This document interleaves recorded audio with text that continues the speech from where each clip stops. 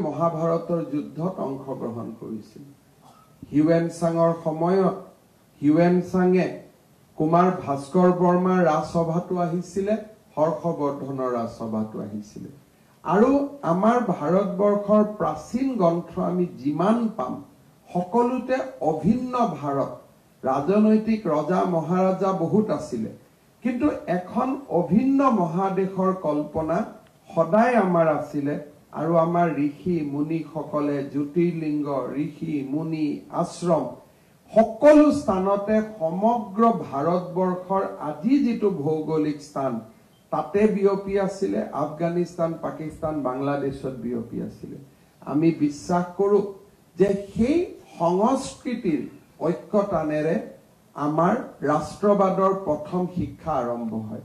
সাংস্কৃতিক ৰাষ্ট্ৰবাদ ভাৰতৰ ভেটি, পৰৱৰ্তী সময়ত ৰাজনৈতিক ৰাষ্ট্ৰবাদ, অৰ্থনৈতিক ৰাষ্ট্ৰবাদ। ৰাষ্ট্ৰবাদৰ পিছত অৰ্থনৈতিক ৰাষ্ট্ৰবাদৰ আমাৰ সংজ্ঞা হল অন্ত্যোদয়।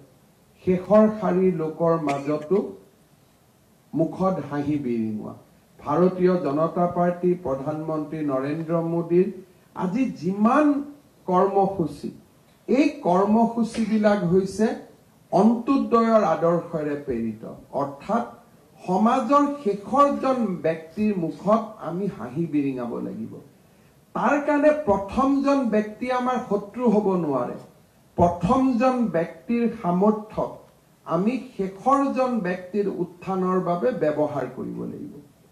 কমিউনিষ্ট আদৰ্শ হল প্ৰথমজনৰ পৰা ধন কাঢ়ি আনি শেষৰজনৰ মাজত বিতৰণ কৰা।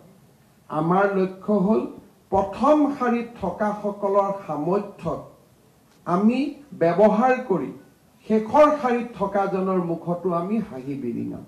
আৰু সেইকাৰণে ভাৰতীয় জনতা পাৰ্টি সমাজবাদৰ আদৰ্শৰ পৰা বিপৰীত, কমিউনিজম আদৰ্শৰ পৰা বিপৰীত, আৰু আমি সকলোৰে উমৈহতীয়া প্ৰচেষ্টাত দৰিদ্ৰজনৰ উত্থানৰ বাবে কাম কৰা অন্ত্যোদয়ৰ মহান আদৰ্শৰে দীক্ষিত এটা আমি ৰাজনৈতিক দল। সাংস্কৃতিক ৰাষ্ট্ৰবাদ আৰু অন্ত্যোদয়ৰ পিছত একান্ত মানৱতাবাদ, ইও আমাৰ এটা দৰ্শন।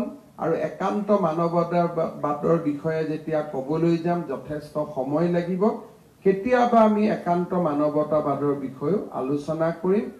থুলমূলকৈ একান্ত মানৱতাবাদে সকলো মানুহকে একেডাল ৰছীৰে আৱৰি ৰাখে, ঐক্যতানৰ সৃষ্টি হয়, সমতাৰ কথা কয়, আৰু একান্ত মানৱতাবাদে সৰ্বজনক সামৰি লয়।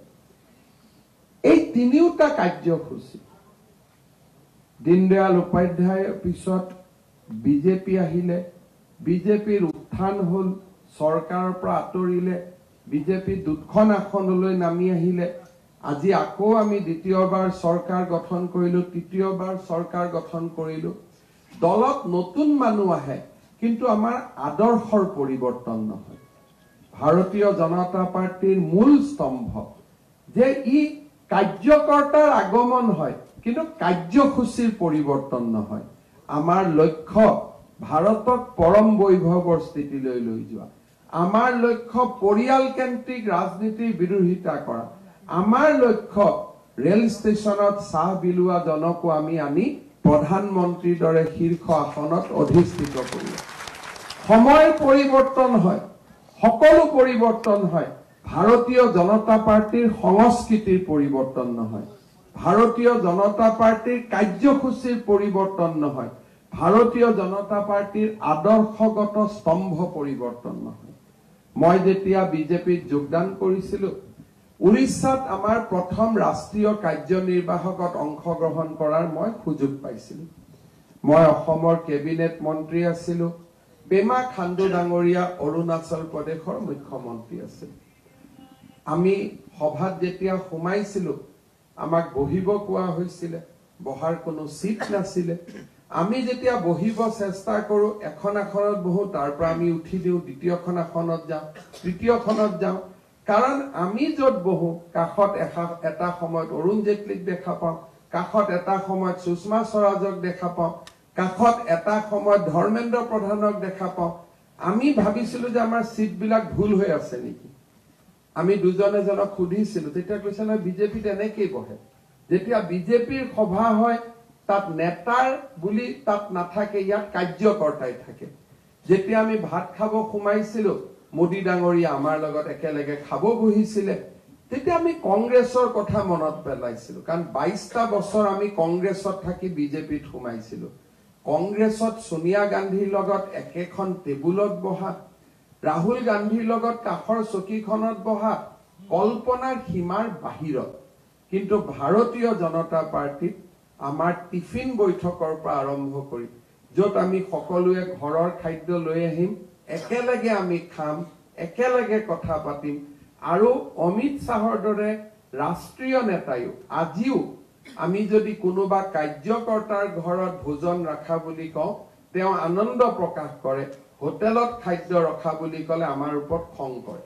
আজি যদি মই কওঁ যে আপোনাৰ খাদ্য আজি ৰাজধানী মণ্ডলৰ অমুকৰ ঘৰত ৰখা হৈছে পৰম তৃপ্তিৰে সেই খাদ্য গ্ৰহণ কৰিব আৰু মই যদি কওঁ তাজ হোটেলত ৰখা হৈছে তেওঁৰ পৰা মই কোনো ধৰণৰ তাত সিম্পেথি নাপাওঁ কৰবাত নহয় কৰবাত তেওঁৰ মোৰ প্ৰতি বেয়া ধাৰণা এটাৰে সৃষ্টি হয় সেই ধৰণৰ ৰাজনৈতিক দল এটাক আমি প্ৰতিনিধিত্ব কৰো আজি কাৰ্যকৰ্তা আহিছে যিসকলে পদ বিচাৰি ইয়াত ঘূৰি ফুৰিছে বহুতে কয় মোক বিজেপিত গ'ল একোটো পোৱা নাই যিসকলে পাব জানিছে তেওঁলোকে পাইছে যিসকলে ইয়াত ৰাষ্ট্ৰক বিচাৰি আহিছে যিসকলে ৰাষ্ট্ৰৰ প্ৰতি কন্ট্ৰিবিউট কৰিম বুলি আহিছে তেওঁলোকে অপৰ্যাপ্ত পাইছে আজি ভাৰতৰ বিজেপিৰ যিমান কেইগৰাকী মুখ্যমন্ত্ৰী আছে তাৰে উত্তৰ পূৰ্বৰ আটাইকেইগৰাকী মুখ্যমন্ত্ৰী কংগ্ৰেছ দলৰ পৰা ত্ৰিপুৰাৰ মুখ্যমন্ত্ৰী মণিপুৰৰ মুখ্যমন্ত্ৰী অৰুণাচলৰ মুখ্যমন্ত্ৰী মই নিজে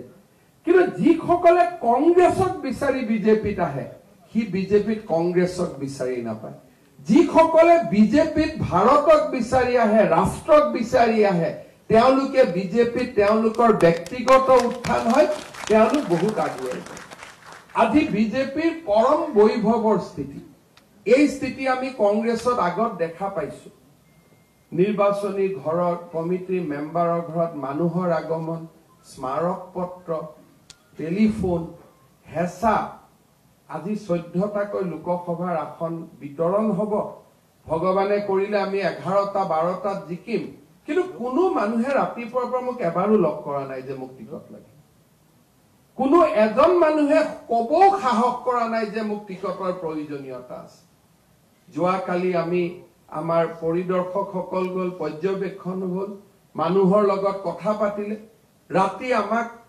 নামকেইটা পঠাই দিলে 15 মিনিট সময় আমি ৰাজ্যিক নিৰ্বাচনী সমিতিৰ বৈঠক কৰিলো আৰু 6 মিনিটত নাড্ডাজী আৰু অমিত শাহজীৰ লগত আমাৰ যি অনানুষ্ঠানিক বৈঠক হয় পাৰ্লিয়ামেণ্টাৰী বোৰ্ডৰ আগত 6 মিনিটত আমাৰ টিকট সিলেকশনৰ কাম 99% সমাপ্ত হৈ গল আমি গমেই নাপালো কাৰণ কাৰো ওচৰত মেছেজ নাই কাৰো ওপৰত প্ৰেছাৰ নাই আৰু কোনোবাই যদি ভুলত আহি অলপ প্ৰেছাৰ কৰিছেও ভাই কি কৰি আছে তো এইবিলাক কাম কিয় কৰিছা লগে লগে যত ফুল ষ্টপ মাৰিব লাগে তাতে ফুল ষ্টপ মাৰি দিয়ে এইটো বিজেপিৰ অফিচ কোনেও গমেই পোৱা নাই যে অহাকালি কোনেও এতিয়া 8টা বজাত মই পাৰ্লিয়ামেণ্টাৰী বোৰ্ডৰ আমাৰ বৈঠক হ'ব গধূলি 8টা বজাত টিকেট ওলাব না প্ৰাৰ্থীয়ে গম পাইছে না টিকেট কাটা যোৱাই গম পাইছে নে টিকেট আহাই গম পাইছে কোনেও একো গমেই পোৱা নাই কাৰণ আমাৰ দলত আটাইতকৈ ডাঙৰজন ব্যক্তিকো ক'ব পাৰি তুমি ইলেকশ্যন খেলিব নালাগে আৰু আটাইতকৈ সৰু কাৰ্যকৰ্তাজনকো ক'ব পাৰে যে এইবাৰ তুমি ইলেকশ্যন খেলিব লাগে আৰু তেনেকে আমাৰ দলটো আগুৱাই গৈছে শাসনত থকা কাৰণে কেতিয়াবা নিৰাপত্তাৰ প্ৰশ্নত কেতিয়াবা কিবা প্ৰশ্নত অলপ অলপ প্ৰটোকল এইবিলাক আহিছে কিন্তু দ্ৰুপদী মুৰ্মু গভৰ্ণৰ আছিলে ঝাৰখণ্ডত গভৰ্ণৰৰ দায়িত্ব শেষ কৰি তেওঁ গাঁৱৰ ঘৰলৈ উভতি গৈছে আৰু সাধাৰণ জীৱন এটা আৰম্ভ কৰিছিল গধূলি প্ৰধানমন্ত্ৰীয়ে ফোন কৰিলে আপুনি কালি দিল্লীত আহক আপুনি ৰাষ্ট্ৰপতি হ'ব লাগে জগদীশ ধানকাৰ ডাঙৰীয়াৰ লগত তেওঁ উত্তৰ প্ৰদেশৰ উপৰাজ্যপাল আছিলে মই লগ কৰি আহিছিলো 7 দিন আগত কোনো ভুলতেও গম নাপায় ৰাতিপুৱা এদিন গধূলি মোক ক'লে যে প্ৰধানমন্ত্ৰী ডাঙৰীয়াই মোক উপৰাষ্ট্ৰপতি হ'ব মাতিছে কোনেও অনুমান কৰিব নোৱাৰে, ধৰিব নোৱাৰে, কাৰণ দলে সকলোকে চাই থাকে আৰু দলে সকলোকে চিনাক্ত কৰিব পাৰে। এইটো দলত যিসকলে আগ্ৰহ কৰিছে তেওঁলোকে একো পোৱা নাই, যিসকলে আগ্ৰহ কৰা নাই তেওঁলোকে সকলো পাইছে। এইটোৱে হৈছে ভাৰতীয় জনতা পাৰ্টিৰ ব্যতিক্ৰম।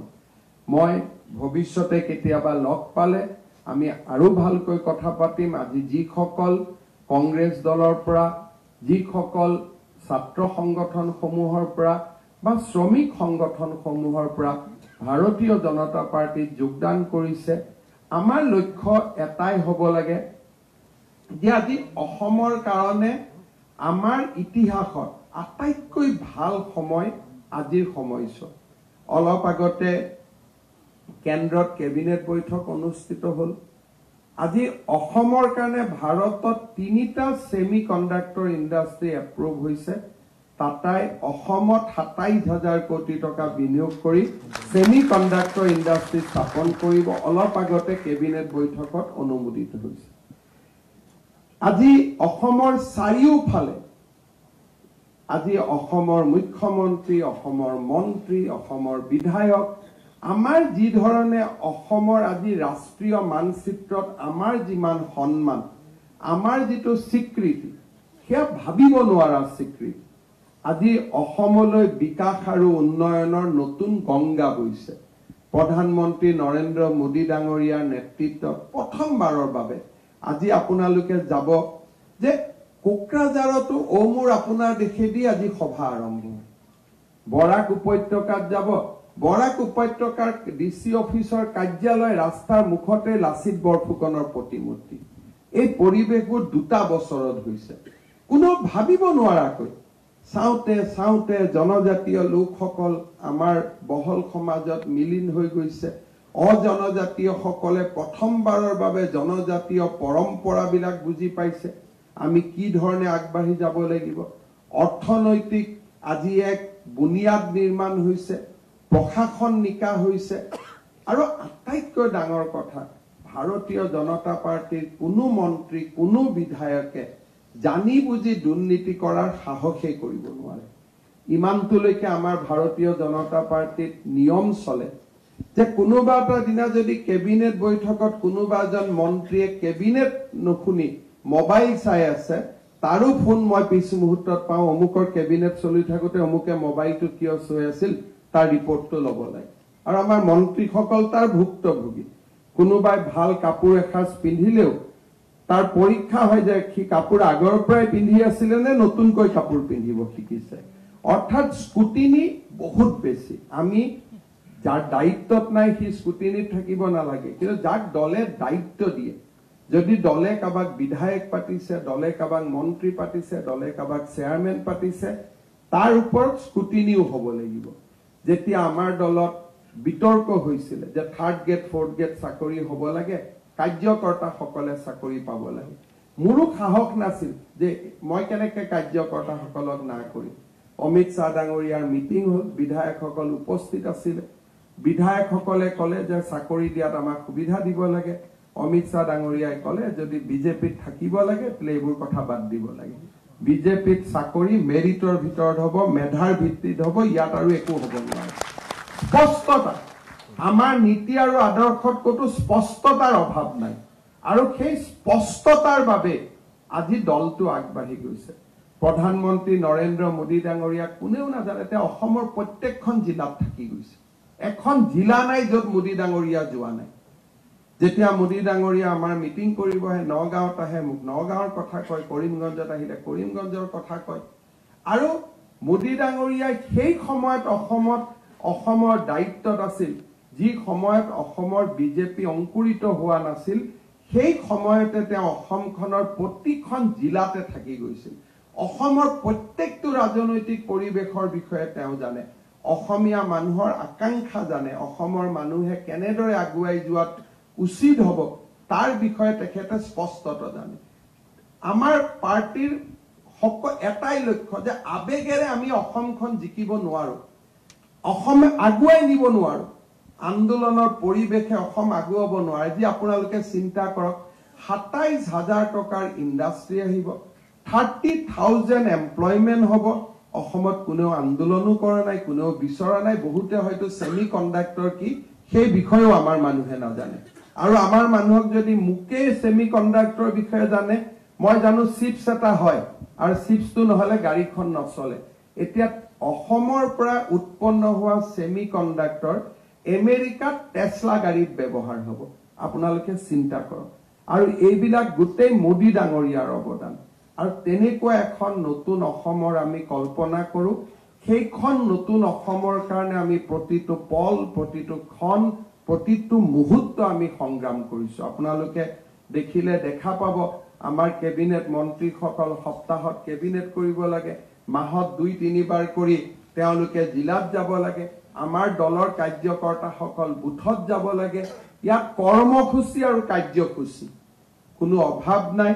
যিসকলে কাম কৰিব খোজে বহুত কাম পাব, কিন্তু যিসকলে কংগ্ৰেছক বিজেপিত বিচাৰিব, আমাৰ প্ৰথম বিজেপি চৰকাৰ হওঁতে বহুত বিজেপিৰ কাৰ্যকৰ্তাৰ মনতো আছিল যে কংগ্ৰেছৰ কালচাৰটো এতিয়া আমি ইয়াত পাই যাম, গেট চলাব পাৰিম, অমুক চলাব পাৰিম, তমুক চলাব পাৰিম। লাহে লাহে আমাৰ কাৰ্যকৰ্তাসকলে বুজি পালে যে আমি বিজেপি কংগ্ৰেছ কৰিব নোৱাৰো, আৰু কংগ্ৰেছক বিচাৰি আহিলে বিজেপিত আমাৰ মন হতাশ হৈ যাব। কিন্তু বিজেপিত যদি আমি বিজেপিক বিচাৰো আৰু বিজেপিৰ আদৰ্শগত উত্থানৰ লগত আমি যদি নিজৰ পাৰ্সোনেল এসপাইৰেশনো ফুলফিল কৰিব খোজো, আমাৰ বাবে কোনো অসুবিধা নাই। কিন্তু যোনে ভাবে নহয় মই ব্যক্তিগত আকাংক্ষাটো মোৰ আগত, ব্যক্তিগত আকাংক্ষা মানুহৰ থাকিব লাগে, কিন্তু ব্যক্তিগত আকাংক্ষাই ৰাষ্ট্ৰক কেনেকে অৰিহণা যোগাব। মই মুখ্যমন্ত্ৰী হম, মোৰ এজেন্ডা কি আছে, মই মুখ্যমন্ত্ৰী হোৱাৰ পিছত ৰাজ্যখন কেনেকে আগবাঢ়িব, মোক মন্ত্ৰী হ'ব লাগে, মই মন্ত্ৰী হোৱাৰ পিছত মোৰ বিভাগটো কেনেকে আগবাঢ়িব, মই বিধায়ক হোৱাৰ পিছত মোৰ সমষ্টিটো কেনেকে আগবাঢ়িব। মোৰ হাতত যদি এজেন্ডা নাই, মোৰ কথা বতৰাত যদি সেই এজেন্ডাটো ফুটি নুঠে, তেনে ভাৰতীয় জনতা পাৰ্টিত আমি নিৰাশ হৈ যাওঁ। কিন্তু যিসকলৰ কথাই বতৰাই এজেন্ডা ফুটি উঠে, তেওঁলোকে ইয়াতে গোটেই স্বৰ্গখন বিচাৰি পায়। সৰু এটা মই উদাহৰণ দিছো, কংগ্ৰেছত অহাৰ আগতে ৰূপজ্যোতি কুৰ্মীয়ে দূৰদৰ্শনত টেলিভিছনত দিয়া এডভাৰটাইজ বা বিজ্ঞাপন বা কথা বতৰা আৰু আজি তেওঁ কোৱা কথা বতৰাৰ মাজত যিমান আকাশ পাতাল পাৰ্থক্য আমি দেখা পাওঁ, সেইটোৱে আকাশ পাতালৰ পাৰ্থক্য কংগ্ৰেছ আৰু বিজেপিৰ মাজত। সেই ধৰণে আমি আগুৱাই গৈছো। মই আপোনালোকক আদৰণি জনাইছো। আজিৰ পৰা দলে আপোনালোকক বিভিন্ন দায়িত্ব দিয়াৰ বাবে চেষ্টা কৰিব। লোকসভা নিৰ্বাচনক লগত ৰাখি আমি আপোনালোকক খুব ভাল সময়ত যোগদান কৰিছে যে লগে লগে আমি এটা নিৰ্বাচনো দেখিবলৈ পাম। আমি নিৰ্বাচন এটাৰ লগত জড়িত হৈ যাম আৰু আপোনালোকক দলে বিভিন্ন দায়িত্ব দিব। আপোনালোকৰ কৰ্ম পদ্ধতি, আপোনালোকৰ ডেডিকেশ্যন, আপোনালোকৰ সময়ৰ লগত লক্ষ্য ৰাখি যিমান সময় দলক দিব পাৰিব, দলে সিমানে আপোনালোকৰ পৰা সময়ো ল'ব, আপোনালোকক কামো দিব। আপোনালোকৰ ব্যস্ততা, আপোনালোকৰ ব্যক্তিগত জীৱন, আপোনালোকৰ সময়, আপোনালোকৰ কাম কৰাৰ ইচ্ছা, এই গোটেইবিলাকক আগত লৈ আমি আপোনালোকক আগুৱাই যাম। যিসকলে সামাজিক ক্ষেত্ৰত আমি সদায় আপোনালোকক লগ পায়ে আহিছো, আমিও আপোনালোকৰ লাইফটো ইজি কৰি দিম যে নহয় আমি নতুনকৈ আহিছো, কিন্তু ইয়াত আমি নতুন নতুন ফিল কৰিব নালাগে। আমি এবাৰ অহাৰ পিছত ইয়াত নতুন পুৰণা দুই এজনে যদিও কয়, প্ৰধানমন্ত্ৰী ডাঙৰীয়াই তাক বিশ্বাস নকৰে, ৰাষ্ট্ৰীয় সভাপতিয়েও বিশ্বাস নকৰে, আমি দলত অহাৰ পিছত আমাৰ নতুন পুৰণা ইয়াত একো নাই। আমি সকলোৱে মিলি আমি অসমৰ উন্নতি আৰু ৰাষ্ট্ৰৰ কাৰণে কাম কৰি যাম। আজি আমাৰ এই কাৰ্যসূচীৰ পিছতে আমি ভৱেশ কলিতা ডাঙৰীয়া আৰু মই যাব লাগিব, কিন্তু আপোনালোকক কেইটামান আৰু সেশন ৰখা হৈছে। মই অনুৰোধ কৰিম আপোনালোকে গোটেইকেইটা সেশন ভাল কৰি উপস্থিত হওক। আৰু যিখিনি মোৰ আৰু ক'বলগীয়া আছিল, যিখিনি মই আজি ক'ব পৰা নাই, যিহেতু মই আপোনালোকক লগ পাই থাকিম, পিছত সময় লৈ মই আপোনালোকক গোটেইখিনি কম। নিশাৰ আহাৰো আপোনালোকৰ বাবে ইয়াত তৈয়াৰ কৰা হৈছে। আজি দিনটো আপোনালোকে আজি বিজেপিক বুজিবৰ কাৰণে, বিজেপিক জানিবৰ কাৰণে আপোনালোকে ব্যৱহাৰ কৰক, তাকে আশা কৰি পুনৰ এবাৰ ৰাণা গোস্বামী ডাঙৰীয়াক দললৈ আদৰণি জনাই, জয়ন্ত বৰাও যোগদান কৰিছে, বিহালীৰ এজন ভাল সমাজকৰ্মী, তেওঁকো মই আদৰণি জনাই মই মোৰ বক্তব্যৰ সামৰণি মাৰিছো আৰু আপোনালোকৰ মাজৰ পৰা বিদায় লৈছো। ধন্যবাদ।